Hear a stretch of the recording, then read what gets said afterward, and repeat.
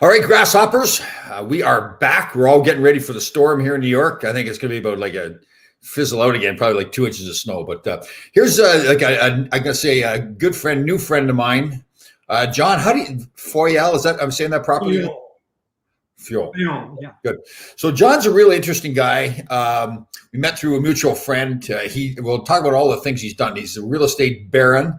He's an entrepreneur. But one of the really interesting things he does is it may look like this guy, you say he does this, but he doesn't make them himself, but he makes table hockey games and really high quality table hockey games too. So really, he brought one up to my place and I have it here now, and brought back a lot of memories when I was a kid. So John, great to have you on board. Great. Thanks for having me, Tom. Good. So you're in the real estate business as well too, and you're explaining to me like kind of unique stuff particularly in Manhattan, right? Yeah. So my focus, and of course, this all got put off after COVID in March, but we focus on short stay urban development. So effectively, if you were to look on Airbnb, 99% of the stuff, or 98%, is going to be illegal because it doesn't comply to the codes of New York. So effectively, if you stay in a place for less than 30 days, it's deemed transient use. So all B&B in New York is illegal because it doesn't have this life and safety for that transient use, meaning the sprinkler systems, the fire alarm system, the two means of internal egress, not a fire escape out your window, these kind of components. So the city itself passed these laws. Airbnb fought them tooth and nail, but just before going public this July, they agreed to a settlement with the city of New York to turn over all of their informations on their hosts. So effectively, it's blown up that market. So what we're doing is doing adaptive reuse for failed retail and commercial buildings, and doing it in a way that it's called as of right zoning. So we find a building that is as of right for transient use, for this kind of use. So all we need to do is get a buildings department permit, close out that permit, and we don't have to go to any special agencies in the city, Board of Standard Appeals, the city department, and then we just open up and do this. So right now, there's a huge, huge demand for legal B&B in an urban setting, and we're targeting buildings. Buildings I was looking at for about $1,000 a foot are about $500 a foot now, half the price. That's right. So between the cost of the building, the retrofit into this legal use for short stay, and then you've got something. So this is what we're rolling out. Very cool. And so you've done that with some buildings already? Yes, we have. Very cool. That's excellent. Good job. Smart man. Found a way around it. Well, it's the toughest thing in New York is building something. But if you understand the zoning codes, and that's what I am as a zoning expert. So it's not just the laws, but each and every neighborhood in New York is its own special district. So if you go down to Soho, they'll have the Soho cast iron district, or the Tribeca mixed use district, or Hudson Yards district. All of these in and of themselves have in themselves special districts. So the complexity of all these neighborhoods is what makes it, tough. But, the tougher it is, the better it is, because if you can figure it out, then you could make a few shekels here. I never thought of that. It's kind of odd, right? Why wouldn't the city have just one big zoning code? So all the codes in the whole Manhattan is all the same, but it's interesting. Very cool. Very cool. All right. So the real interesting thing here, though, that is very interesting. I'm intrigued by that a lot. But also, you make table hockey games. So here's a successful entrepreneur and real estate baron, and he makes table hockey games and high quality table hockey games too. How did that all start? Well, in 2008, unfortunately, I had a very serious injury. I fell on my head here on the sidewalks of New York, similar to the sign behind me, and had a really bad head injury. I was out for about 2 years, subdural hematoma, you name it, went through all the bad stuff, the PTSD. But I used to have pain that would drive my blood pressure up to 245 to 225. And people say, well, that's crazy. But if I were to effectively torture you, because this really wasn't pain, it was torture. So I was prescribed 60 milligrams of pure oxycodone. So oxycodone has Tylenol in it. Pure oxycodone, you have nothing, just pure oxycodone, because with the amount of oxycodone I was taking, upwards of 60 milligrams a day, I could have overdosed on the Tylenol. So the long and short is that, I used to have this incredible pain, and I couldn't get away with it. So I had to get out of my body. And I used to play table hockey as a kid. And when I went away for my honeymoon, because I just got married at this time as well, I went back and played with my cousin. We played table hockey, and it just brought so much joy, but it also kind of relieved my pain because all I thought about was the puck. Wow. So I bought a bunch of games, started playing, and it really brought quite a bit of joy to me because I could not think about my pain, but only the puck. And so then when I got better, I decided to join some leagues. I decided to make my own game, and after I made my own game, I added all these kind of improvements that nobody else has ever done before, like the high tensile strength rods. So effectively, if you play table hockey and bend the rod, you're screwed because there's always going to be kink in that rod. So I developed these rods with music wire, high tensile strength steel that bend and always go back to their original form. And it revolutionized and changed the game. It's pretty cool too. So the game you gave me, I think it's primarily all Ranger players too, right? Correct. So you get the players made up. So Ron Greschner's there and everything. So obviously Greschner's moves slower than everybody else's. So it's very cool. So can you customize it to any team that the buyer wants? Look, these games, I do customize them. And they're really kind of works of art because I make them out of exotic woods, zebra wood, coco bolo, African padauk, wenge, all this kind of wood. So they're really unique games, and they've got their own following. Yeah. So what I remember as a kid, it was a blast, but it was like plastic and everything would, break after a while. Kids are getting hard on it. This thing's like really solid wood. And like you said, the rods, you can't break them. So it's a real blast to play with them. And it is pretty cool. It's unique that you have the individual players, and they actually do a really good job, like of painting the faces on there too, where they really look like the players.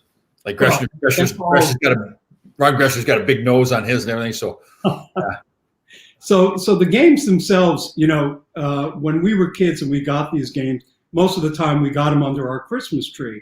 Right. And they were made not to last forever. These were the greatest games. I loved my game. The problem was the surface itself was only made out of 1/8 thick masonite. That's right, The first game I had broke because, my sister walked into my room and stepped on it. So, that's what happened to my first game. So these games have 5/8 double laminated MDF. It's CNC cut. You can walk on the game, and then it's layered with a micro perforated vinyl surface that's scratch resistant to allow the air under it. Then the walls themselves have a neoprene for energy absorption, so that the puck will stay on the surface. Because in the old days, the surface would degrade and sag. It would hit the slot, and the puck would go off the game. That's right. Yeah. You even got, it was pretty cool too. The goaltender, he does come out a lot, but he's got it so the goaltender can come back and forth and not just across the net too. So cut off the angle. It's pretty cool. Good. So, and you said you're playing leagues. There's table hockey leagues. Well, there's more than table hockey leagues. There's associations. So there's a National Table Hockey League run by a gentleman called Carlo the King Basio. He's the champion. We just had a big tournament in June of 2019 prior to COVID, and we did the Stan Fischler TJ Rugg 50th Anniversary Cup. So Stan used to be the king of table hockey. He used to have these tournaments in his house, and Marv Albert and Kitman and all these famous sportscasters and broadcasters used to come to his house. But it became crazy. It became too big. So his wife Shirley said, listen, you got to get this out of the house. So he rented the Statler Hilton and had this big tournament, and there was like 250 people in, and it was crazy. So he had these tournaments for years. And I asked him, I said, why did you stop having the tournaments? And he says, it became more labor than love because the games would break down. Oh. And he couldn't keep the games going. So what happened was in 2005, somebody was doing a documentary on table hockey, and Stan was in the movie, and I was also in the movie as well. And the guy wanted to show Stan Fischler the improvements in the game. So he took one of my games over to Stan's house when he was being interviewed, invited me as well. And Stan just went nuts. He couldn't believe what I had done to the games. It's just, so after that, we became just dear friends. I mean, we would go out, every couple of weeks to dinner, and our dinners would start at 6 o'clock and end at 11:30. So he's just the greatest guest of all time, Stan. Yeah. So from there, then I got involved with being a correspondent for Stan as well, and that's how I met Mark. I've got seat number 4 at the Garden, and I'm a correspondent for Stan as well. Yeah, that's very cool. So one of our loyal listeners here says, I should ask you about the Little Rink movie that you star in. Are you a star in that movie? I'm not a star in the movie. I was, the movie was supposed to be at first a full feature movie. And it was made by the same people that produced the movie Only the Dead Know the Brooklyn Americans, and also they did a Hershey Bear movie. So they've got 2 other hockey movies under their belt. And so they were going to do a Stan Fischler movie. And the fellow who funds it, Steve Cohen, was at the time Ron Perlman's right-hand man and his in-house counsel. So I had set up a meeting to go meet with him at the room. And Stan had said, listen, you got to meet this guy. We're going to have a tournament, and you could get good footage for my documentary. Long and short, 25 minutes into it, they said, you've confused us because I think we want to do a table hockey documentary. And that's what happened. But what happened was they cut the movie down to a 15-minute short movie only to show the tournament itself. So because I wasn't one of the key players, Carlo the King Bossio, Kenny Dubois, these kind of guys were the 2 main players are what the movie's about. But it won the Audience Award at the Austin Film Festival for Best Short Documentary. Wow. And it's really a great film. The opening footage was supplied by Paul Patsky, who does most of all of the hockey films for the Hall and NHL and everybody. So it's really a well done movie, and I hope you can see it. That's very cool. Very cool. And then I'm also supposed to ask about the TJ. Is it the TJ Rugg Cup? Is that quite an event that you have annually? That was Stan Fischler's table hockey tournament. TJ Rugg was some colorful character out of the University of Michigan, and it's really a mocking name for this guy. So they were kind of making fun of it, and they called it the TJ Rugg Cup. So Stan, it was actually a samovar that Shirley had purchased from a thrift shop on 3rd Avenue. And as Stan likes to say, it dates back to the Peloponnesian Wars, so it's older than the Stanley Cup. That's good. So are there still tournaments going on now then? We didn't have COVID? Well, not with COVID. That's really shut everything out on the tournament circuit. So we were going to have, and we're still hoping to have 3 tournaments in 2021. And right now, we're looking to have the tournaments filmed and being presented on ESPN2. Oh, really? ESPN, has shown some interest in this. If they can watch beanbags and foosball being a very primitive sport and game compared to this game, because you can just go back and forth in one motion and you're essentially turning a curtain rod or something big. Table hockey, you've got the full team, the 5 players and the goaltender, and there's so much more to do.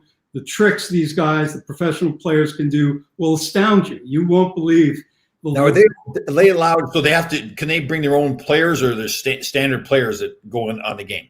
Well, all the players are the same because you can't have guys bringing in players, So they're all the same players, the same board and everything. But in the old days, they would have something called the good side of the board and the bad side of the board, right? Right. There's no such thing as that anymore. The games are just perfect, The old metal players that I had, we could bend the blade on it and have a curved stick. Can you do that on these? Not on these, no. No, these are plastic players with special vinyl decals to absorb the energy from the puck so that you get more precision. Wow. And so ask me, so this King Carl that is like the champ, is he called the king because he was the best table hockey player? Yeah, he's a 12-time champion. His name is King Carlo from Montreal. Oh, is that right? Big contingency of Quebecers and Canadians who play this game religiously. They have their tournaments, their leagues, and it's like a religion to them. So King Carlo, so you go to a table hockey event, he walks in the room, everybody's just like bowing to the king. Is that what it is? Yeah, he actually wears a crown and he has a cape. That's classic. That's good. So what we're going to do is we're going to have, for these TV events, we're going to create these characters like, championship wrestling. And we're going to have, that's great. Cartoonists create characters and logos and. Oh, that's fantastic. Yeah, that's an excellent idea. The guy who's going to do the play-by-play, who was at the TJ Ruck tournament, and he's in the poster, his name is Arda Ocal. He does... I know Arda. You know Arda, right? Yeah. Arda does EA Sports. He does that stuff. Yeah. And my games were on the MSG Hockey Show in 2016, so that's when I got to know Arda when he was doing that show with Anson Carter and Will Reeve. Yes, yeah. Well, tell Arda that I want to do the color commentating. Then, if he's doing the play-by-play, I want to do the color. I'd love you to do that. So I think that's a fantastic idea. He's just the most talented guy. Yeah, I have all the respect in the world for Arda. His talent is off the charts. And he's working with ESPN right now, isn't he? Isn't he doing some? He is their esport host. Oh, that's right. Yes. Yeah. Yeah, he's their esport host. That's fantastic. I'd love to be part. I mean, I think that's a great idea. I like the idea of having like wrestling characters, right? So it isn't just a guy playing. Have some, because isn't that? I think a lot of that is like, I think in NASCAR, people are really obviously in the race, but they're really into each driver, right? Everybody knows the story and all that kind of stuff. So that'd be cool. So if you look at the movie Little Rink, you'll get a taste for some of the characters like King Carlo. Yeah, good. Hey, go back to Stan Fischler. He's unbelievable with the knowledge he has for the game, right? Like he goes back to the 20s and stuff that he knows about the game of hockey. He's good. He's just amazing. I mean, Stan is the maven. He was actually born the same year table hockey was founded in 1932, because table hockey was founded in 1932 by Don Monroe using scraps right after the Depression of 1929. He built his own games, and then he made a consignment deal with Eaton's. The games were very, very popular, and this was history. Oh, I remember they were really popular. I mean, I all over, but I grew up in Canada, and I think everybody had a table hockey game. Yeah. So speaking of table hockey, it's actually the state you're sitting in. The history of table hockey goes right through it, and you'll recognize the name of the company. It was Coleco. So Coleco, what happened was these guys. Actually, Coleco was also started in 1932 by Maurice Greenberg. So what happened was they purchased the Eagle toy portfolio. Eagle Toys was really one of the great builders, Eagle, Monroe out of Canada. But aside from that, they had many other hits like the Cabbage Patch doll, the Alf doll, the Telstar, the Atari Pong games they used to have.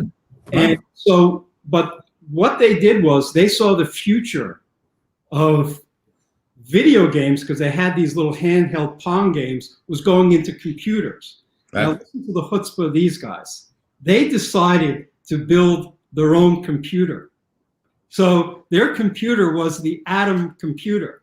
So needless to say, it failed because they went up against Apple.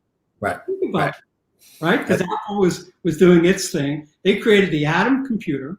Right. They go bust in 1988, but they have the table hockey portfolios, and everything just, disintegrates, right? So table hockey, then, video games are coming in anyway. And table hockey, then goes dormant, but it never really died in places like Canada. And table hockey is what the kids need today. Oh yeah, totally. That's a great family thing, right? It's a great family thing. I know only 2 people are playing. I guess you can play with more. You could have 4 people playing, right? Just 2 people could be at each side.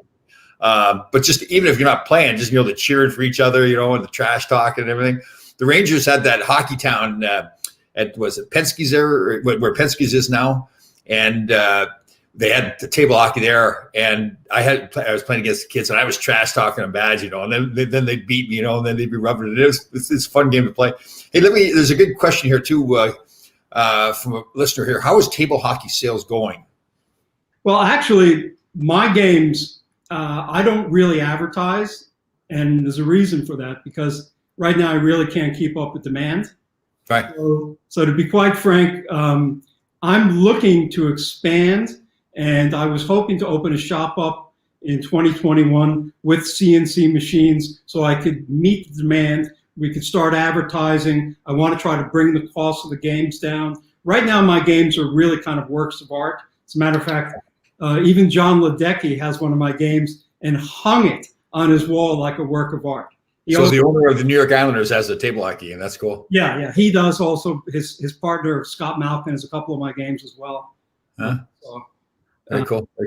But they're mostly like works of art. Right. So currently, right now, you have CNC machine is building them. Is that correct? So what I have this master carpenter in Shefford, Quebec, who makes the games all by hand. Oh. Then I have the rods made in Guelph. So the rods are all made from scratch, spring steel, and then I have to, tool them to put the glides on and stuff.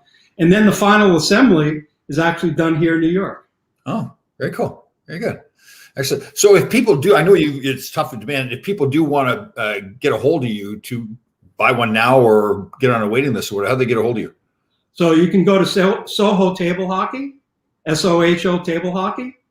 And there'll be an order form, and you could reach out to me. And I love talking table hockey. If you tell me about your past and how table hockey has been a part of your life, it's a social thing. This is not. I don't do this for money. I do this because I love it, and it's opened a bunch of doors for me, and I'm just having fun. Good. So the event that you're going to have with ESPN, is there a date for that, or just wait to see what happens with the virus? We're waiting to see what happens with the virus because, a lot of the players are in Canada, and we need to have that border opened as well. So we're hoping that the governments will incentivize people to take the vaccine, and maybe there'll be a program that if you get the vaccine, you're allowed to come in or something like that. It's probably going to go that way. So we've got to take a wait and see attitude at this point. Very cool. That's a great idea. All right. So we were talking about Canada, it made me think, and I didn't know this when I was a kid. So you've heard of CCM, right? The skates and all the stores and all that. Do you know what CCM stands for? I do not. Canadian Cycle and Motor. Wow. So when they started, it wasn't a sporting goods store at all. It was something different. So I just thought that was it, because in Canada, CCM is a big thing, right? The equipment, the stores and all that. For sure. So that's fun. Good. Unlike that Coleco thing, Connecticut Leather Company. Oh, is that what that is? Oh, wow. It stood for Connecticut Leather Company. Wow. Very cool. So they started out in shoes, then went to plastics, and then went to games. So that's very interesting. This was all in West Hartford. Wow. Leonard, I believe, still lives there. He plays golf with a friend of mine. Oh. I'd like to hang around with you and Stan Fisher sometime and you guys tell us about the history of the game and table hockey and all that stuff. That'd be we should do that as a show. We'll get Stan on one day. Oh, Stan is just the best. I mean, dinner with Stan is something that everybody should experience. Yeah, because the knowledge he has, he's got a great personality too. He's a funny man. It's funny on Twitter. I haven't done it much lately, but he's doing these things where he asks questions like who scored the first goal in 1922, whatever. And I feel it's very funny for every answer I put in Ron Greschner. So it's like whatever he asks, I answer Ron Greschner. So I've stopped doing it. I was There's too much dead time on my hand during the pandemic. So, well, listen, I think it's fantastic. I love the idea. And seriously, I'd love to be a part of it when you have the event. Aaron and he'll do the play-by-play. I'll do the color. And you're right. I think this is a fantastic game for kids. I shouldn't just say for the kids, for the whole family. I remember our family playing it. Like you said, you can have 2 people playing, you can have 4 people playing, but it's everybody else gets involved too. You're cheering on each other in the action, and you get the full sweat going. You really get into the game pretty good. So I get emails from fathers, and sometimes I don't have games, and they say, please get me a game because I've lost my son to the phone or the screen or the video game. Totally. And that's why these games are so important, is to bring back this head-to-head competition where you can look across the game and look in your opponent's eye and see what it's like to win and lose. And everything you do with your own volition. You twist the rod, you hit the puck. There isn't some special button where you can push and gain all these extra powers and now you can turn a pocket knife into a flamethrower and disintegrate your opponent. None of that fantasy stuff happens here. Yeah. And I think that we've got too much of that out there. Now, I'm not saying get rid of all of it, but we need to introduce these kind of head-to-head board games. And board games can be a little boring for kids, especially little boys. That's why table hockey and the action and the fun and the drama and the sweat that you can build up from the game itself is key. Well, and like you said, it really helped you with the actual physical pain that you had. But there's a lot of people that are hurting out there emotionally right now too, right? Whether it's because they've lost a job or just the stress of being home, parents being home all the time with the kids. And it's something to just get you away from all that and just have fun playing too. So good job. Excellent job by you. All right. So one more time. It's Soho Hockey? Soho Table Hockey. Soho Table Hockey. And they go online and find you there. And a little tough to get one right now because they're in demand, but we can also get on a waiting list too. So, but again, I'm really looking forward to doing this event. That'll be a fun time. Great job by you. Perfect. You bring great energy wherever you go. And I love your energy and I love what you stand for. Perfect, bud. Great to see you. Good to meet you too, by the way. And you're a good friend of mine now too. So love to have you on board. All right, guys. Talk to you later. Take care.